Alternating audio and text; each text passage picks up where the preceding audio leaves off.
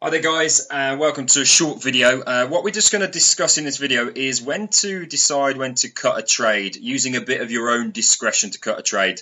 I took a trade this morning on a buy trade on pound Kiwi and a buy trade on pound CAD. It's the 3rd of August 2015 at just past 10 o'clock. I traded the 9:30 pound news, which was better than expected manufacturing data. So I expected the pound to strengthen against its weaker counterparts, of which the Kiwi is one and the CAD is the other. Now, half an hour afterwards, I know I say in the course wait an hour. However, in this particular example, the market's really done nothing, done not what I expected it to do. I should have seen the pound. We should have seen the pound strengthen. So on this occasion, we've got two trades which are absolutely bang on break even. They've not moved from where they entered, so I'm simply going to just cut the trades using my discretion, because there's no point holding trades. The market should have really moved by now. So I know we normally give it an hour, but you can sometimes use your discretion to cut trades before that. So that's just a little bit of an education around when to use your discretion. And normally it comes down to, if the market hasn't really done anything, you can then use your discretion to cut a trade for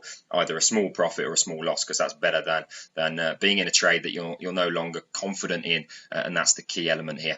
Okay, so quick video just to wrap that up, and hopefully that gives you a further example of when to use discretion when coming out of a trade. All right, cheers guys.